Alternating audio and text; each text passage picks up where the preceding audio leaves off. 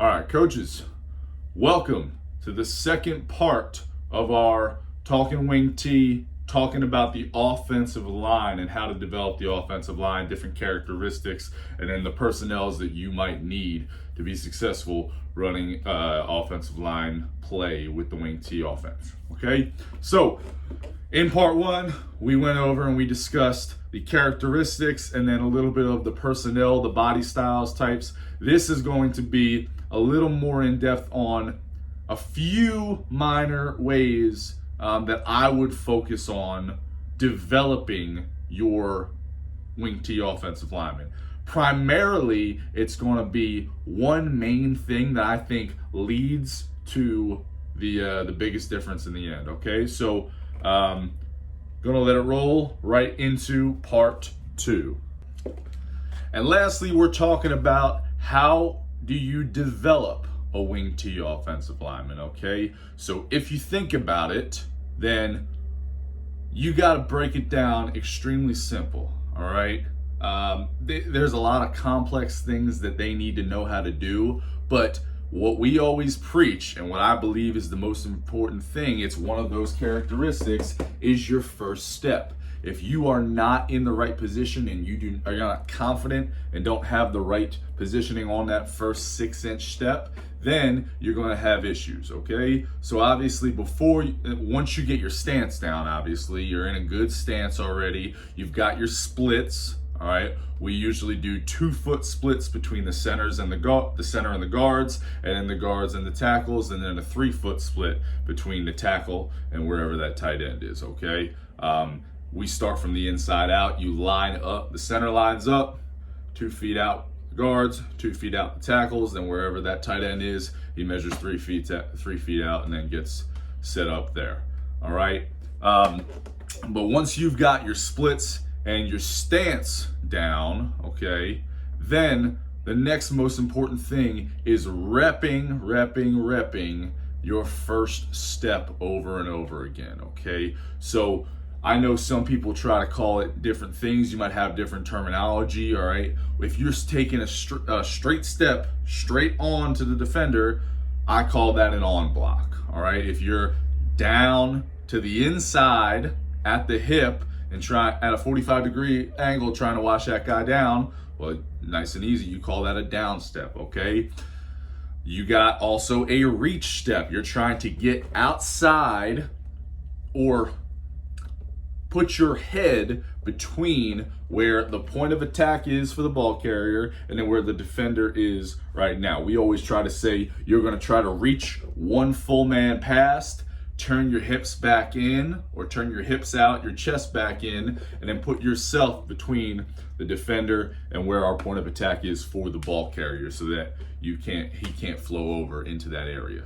All right? So those first 3 steps are probably the most important, I would say, just because you're going to be utilizing one of those 3 steps in a majority of techniques, okay? An on step, a down step, or a reach step.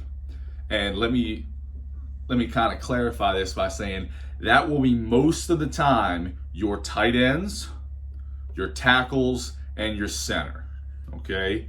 The guards are kind of different animals because most of the time you are going to be pulling as a guard, whether you do flip your line and you have a strong guard and a quick guard, or if both guards know both sides, that's fine too, okay? But I'd say aside from the down, on, and reach, those guards really need to be educated in the different types of pulls, okay? So you've got 2 main types of pulls and then a sub-main pull that's utilized every once in a while, okay?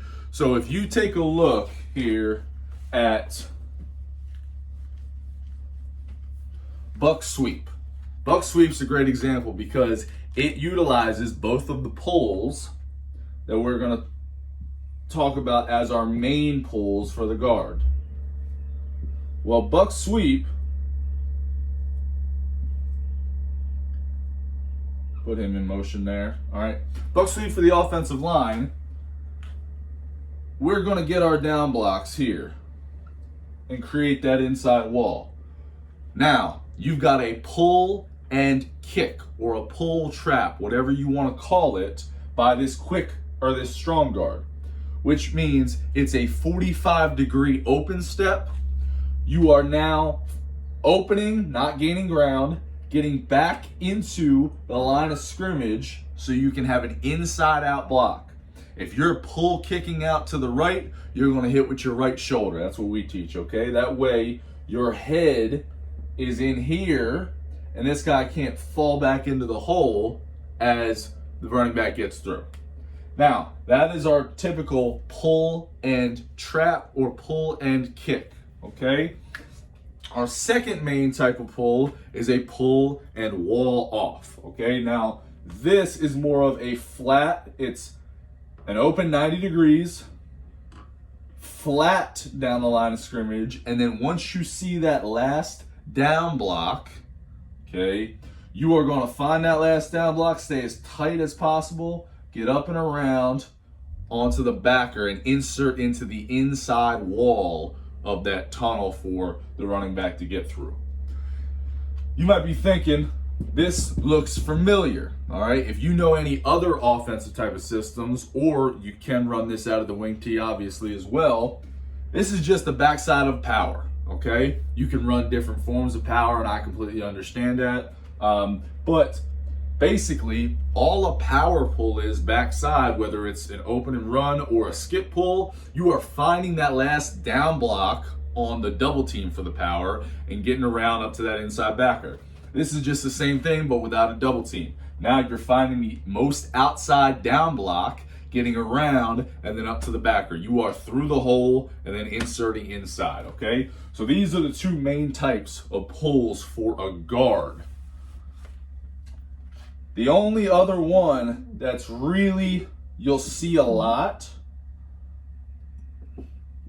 is what I call the log pull and log, okay? Now this will happen if you are trying to get the edge, all right? Say you're trying to get the edge over here. There's a defensive end outside right here.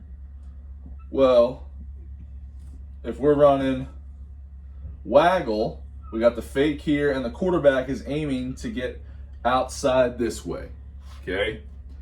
You now need that defensive end to be pinned inside. So you need to be taught to open, lose a little ground, flat, get one man past, turn your hips to pin that guy inside, okay? That is a pin block. You will utilize this on waggle. You utilize it on belly sweep, outside belly, all right, belly buck, whatever you want to call it, okay? But anything where you're trying to get outside on a defensive end that's overhang, okay, an overhang defensive end where you don't have a tight end that can just reach them, you need that guard to get one man past, outside, swing his hips, and get back in, all right?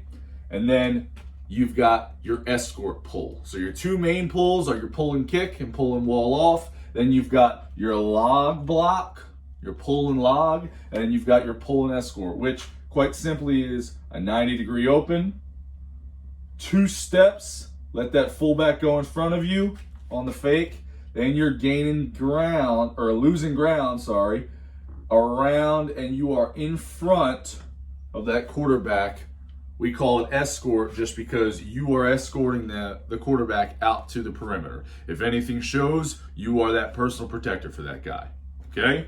So this is kind of how you set up, this is how I would set it up. You would go with your first step. You would develop your first step of the on block, the down block, and the reach block, okay? Those are implemented by everybody across the board. Then you need the pull trap and pull wall off. Start with them.